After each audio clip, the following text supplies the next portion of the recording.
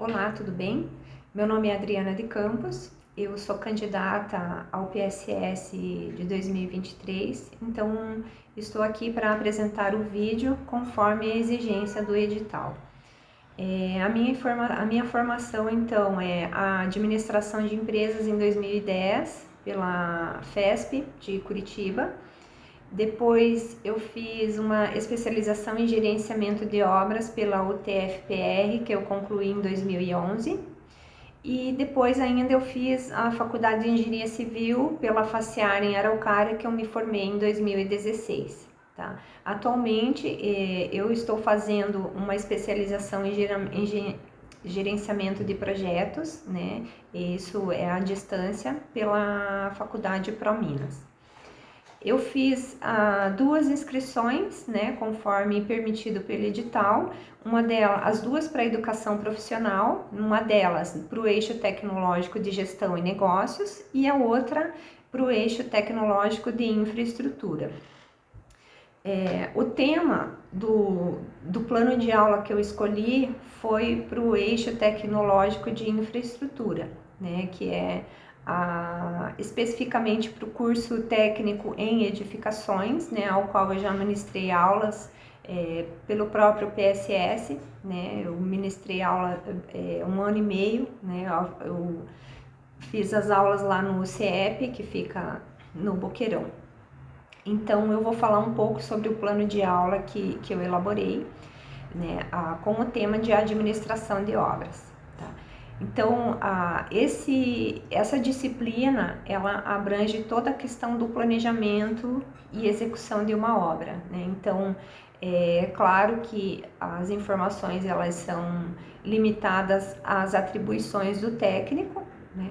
Mas é importante ele ter uma noção do que acontece numa obra, quais são os elementos envolvidos, né? Que não é simplesmente chegar lá no local, executar um serviço e ir embora.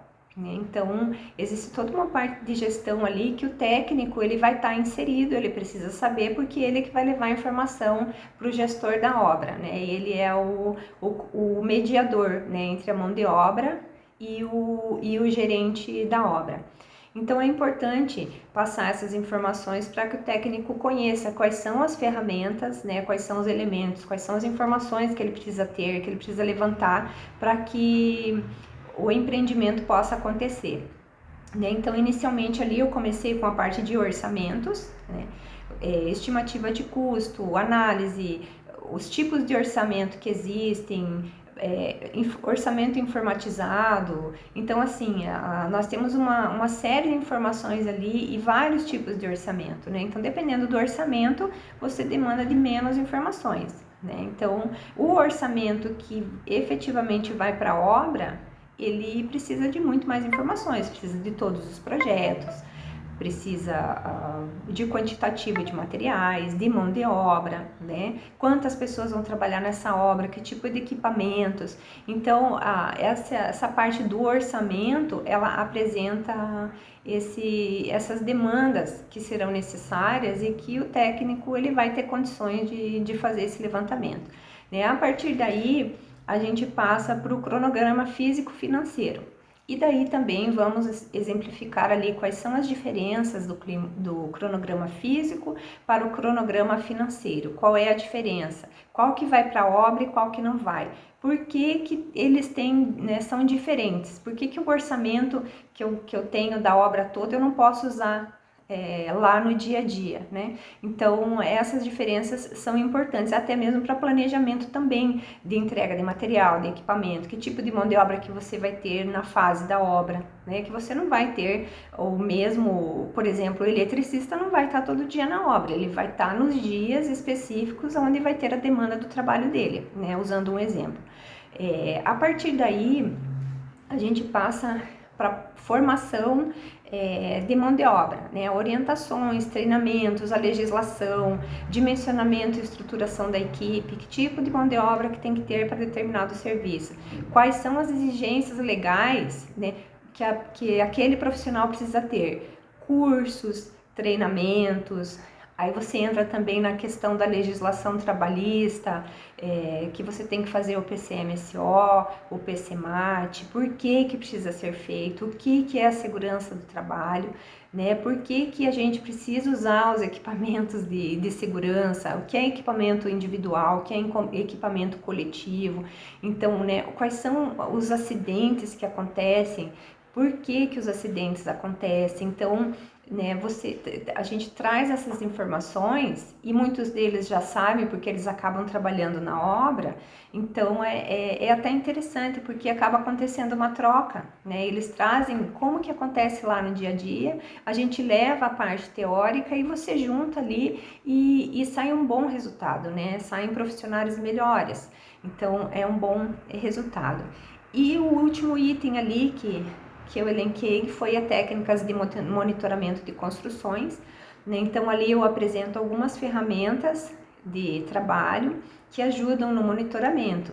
Então, desde o monitoramento a longo prazo, que seria, por exemplo, o cronograma físico-financeiro, e ali você tem o monitoramento financeiro e você tem o monitoramento físico, né? Ali você consegue prever quando que começa a tua obra, quando que termina, se ela vai atrasar, quanto tempo ela vai atrasar, se vai ter que reprogramar, né? A semana que vem não dá para fazer uma atividade, então substitui para não atrasar o cronograma, né? Você tem ferramentas de médio prazo, que você trabalha ali com 2 meses, mais ou menos, né? E você tem a curto prazo, que é uma agenda semanal, que eu apresento, e ali você consegue medir, inclusive, a produtividade da tua equipe, né? Então, normalmente, nós começamos com alguns indicadores que já existem no mercado, que é, por exemplo, a tabela SINAP, é uma que eu uso bastante, que ela é fornecida pela Caixa Econômica Federal, né? É bem interessante porque a gente trabalha com valores e com prazos.